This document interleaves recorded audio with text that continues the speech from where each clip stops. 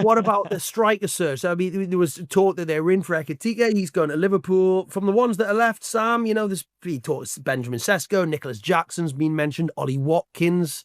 Apologies to bring him into it, but do you think that Manchester United will push for a striker? I saw someone suggesting just play Cunha as the 9. What are your thoughts? I mean, they've got a couple there, haven't they, as well already? Young players who can play there. Yeah, I mean, don't buy Cunha for £62.5 million and then just shove him up front when he's barely played there in the last year and has clearly excelled as a kind of floating 10, which United literally used 2 of. So I'm pleased to see that they're up for a 9. I wondered if they'd leave it and think with the support of Mbeumo and Cunha and Bruno Fernandes and Amad Diallo fit again, with all those 4 scoring goals, would the burden on the striker become a little less and would they thrive as a result? It looks like they're not willing to take that risk, and it looks like they are at least going to try. I'll ask the question on a few of these players. So Sesko, expensive, young, from abroad. Ultimately, I have no issue with that in a vacuum, but the last couple that United have tried really haven't worked out, and I think they should probably look at something a little bit safer. So your low-risk, low-cost option here is probably Ollie Watkins, isn't he? But of course, he's significantly older. He's 7 years older than Sesko and 5 years older than Nicholas Jackson. So it's no long-term solution. That can be okay if you're just trying to, get a shot in the arm, which is seemingly what they're doing here with Mbeumo and Cunha. But Nicholas Jackson, I mean, Dharmesh, you may correct me, the price I've seen reported in terms of Chelsea's asking price, somewhere between 80 and 100 million. Yeah, we're always talking about how the market is set. So Chelsea are looking at Ekitike. Well, if he's £69 million basic plus £10 million in add-ons, well, so is Nicholas Jackson. And you know what? Chelsea will have every right to say that because Nicholas Jackson has got Premier League experience. He's scored goals in the Premier League. Ekitike hasn't. So why shouldn't Chelsea value the player in that way? What I would say, the priority for Manchester United right now, once they got the Mbeumo deal done, is sales. They need to get sales to be able to fund further investment in this transfer window. Any sales close? Finally, Doms? Well, I mean, Rashford one is that's one down of the 5. The other 4 we're talking about: Alejandro Garnacho, Jadon Sancho, Tyrell Malacia, and Anthony. There's interest in all of them. Juventus still pursuing a deal for Jadon Sancho, but rather like Manchester United's pursuit of a striker, Juventus are in that position where now that they've effectively signed Francisco Conceição, to bring in someone like Sancho, they would have to make sales.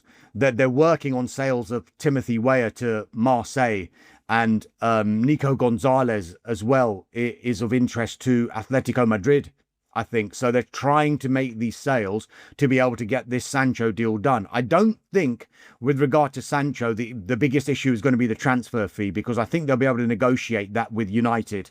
Simply because if you look at the Rashford option price, United have come down to £26 million. I think they were asking £25 million of Chelsea when they had an obligation to buy.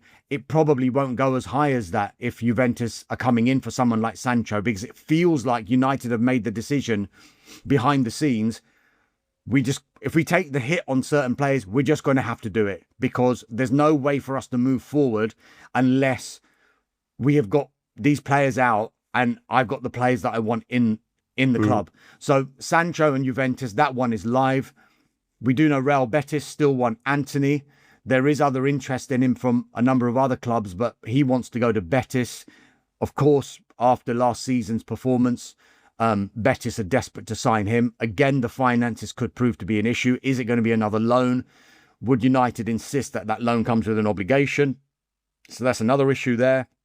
Garnacho, we think, wants to stay in the Premier League. Chelsea are definitely interested in Garnacho. And I think Malacia will get a move somewhere. I mean, it didn't work out for him as he would have liked at PSV last season, but there should be a couple of suitors for Tyrell Malacia as well. So I'm not saying there's a confidence that United won't have these 5 players come the end of this transfer window, but I think there's a hope that they'll be able to do some sort of deals for all 5 before the window closes. Brian and Bumo, and that's all been done. £71 million. Some suggestion again, as football fans like to talk, that they've maybe overpaid a bit there, but I mean, Sam's nodding his head. Sam, you clearly are one of those people. What are you thinking? I think this is a bit of an overpay. Yeah. How much? £15 million. Okay. Something like that. He's got a year left on his deal, and they spent Plus a year. What, an option? Yeah. Was it a club option or a player option? Good question. Yeah, it's a good question, and it applies to Wissa as well. Like, I don't know the exact dynamic of those, but yeah, it just doesn't look quite right. I mean, it's on the very top end of the bracket that we keep mentioning, with all these Premier League forwards and wingers moving around. United have ended up towards the top end of that bracket on Cunha and Mbeumo for players who are in their mid-20s, and you've got really young 20s, like 21, 22-year-olds and 20-year-olds moving for like 50. So that's why I kind of put him at about a £15 million overpay, that the potential contract situation and just the age compared to like Madueke and Gittins and all those guys.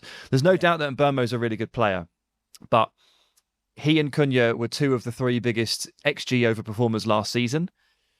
They overperformed in front of goal at a rate that Messi and Ronaldo would struggle to over the course of a campaign, or over a course of a career. So something might give in that area. And you've got to be wary of non-penalty goals against goals scored as well. Mbeumo scored 5 penalties. I don't think he's going to be allowed to have penalties if Bruno Fernandes is on the pitch. So when people keep pointing to him and going, well, he scored 20 goals, I'm like, sure. But at United, that would have been 15. So already you're 25% down in your tally. So that's why I think it's ended up probably a little bit too inflated. Just my honest thoughts. One thing I would say is that there was talk that the goalposts were being moved constantly with Brian Mbeumo. But one thing that United were impressed by was the fact that he only wanted to go to Man United. We do know that Tottenham and Newcastle were interested. They could offer Champions League football. Yes, we can talk about potential wages that were on offer, but I think United were really encouraged by the fact that Mbeumo's desire from the moment that United came in was only to join Man United. And now when I mentioned goalposts being moved, I mean, there's been, denials on all sides, I think, with regard to how this fee, how they came to this fee. But there was at one point, I heard one source telling me that, Brentford might have wanted to go as high as £77 million, and they might have wanted to get 70 million guaranteed. What United will have done here, if you look at the Cunha deal, it was £62.5 million paid in 3 instalments. So you're looking at around £20 million per instalment. Now, what United have done, which we can't often talk about, is sometimes clubs will find it more beneficial to actually pay a bit more money in return for more favourable payment terms, simply because of how the profit and sustainability rules are set. Now, this £65 million that is guaranteed to Brentford is actually going to be paid over 4 instalments. So if you imagine that there were equal instalments, you're looking at £16 million per instalment that Manchester United would have to pay Brentford. That compared to, for example, would they rather do that or pay £5 million less over 3 instalments? You got to weigh it up. That's how clubs are thinking now with these PSR and these financial fair play rules. So Manchester United will feel that they've got a good deal. Brentford will feel that they've got a good deal. Whatever happens, Manchester United desperately wanted to bring in Brian Mbeumo. They've got him. Yeah. Deal done. Manchester United succeeded in their aim of bolstering Ruben Amorim's squad with 2 key signings before they head to the United States for a pre-season tour on Tuesday. Matheus Cunha arrived early in the summer market, and despite Liam Delap favouring a switch to Chelsea, Brian Mbeumo was another primary target United landed before their 2025-26 season kicks off. In the meantime, funds have been raised via sell-on clauses in the moves of Alvaro Carreras, Anthony Elanga and Maxi Odile, while Marcus Rashford's loan will also generate significant savings. Work to shift Anthony, Tyrell Malacia and Jadon Sancho is continuing, which would give them even more room to maneuver financially and in squad space. The structure and payment terms of United's deals help, too. United underwent a drastic cost-cutting process, which included a wave of redundancies, and that was partially aimed at investing as many resources as possible into the football side of their operation. Attention turns to strengthening the squad further, and the main positions of focus are in attack, defensive midfield and goalkeeper. United tried to enter the race for Hugo Ekitike last week, but the Eintracht Frankfurt attacker had committed to Liverpool. They then inquired to Sporting CP about Victor Gyökeres, but the striker has made clear he is interested only in joining Arsenal. Benjamin Sesko, Ollie Watkins, and Nicholas Jackson are names that feature on recruitment lists at many leading clubs, and each has recently been linked to United. Talks have taken place about that trio, which is normal, but they are not being actively pursued due to the costs. That can change as the window progresses, especially if their prices come down. However, United are placing greater emphasis on alternatives. Another number 6 deep-lying midfielder is on the Old Trafford agenda. If a keeper is acquired, it does not necessarily mean Andre Onana will depart.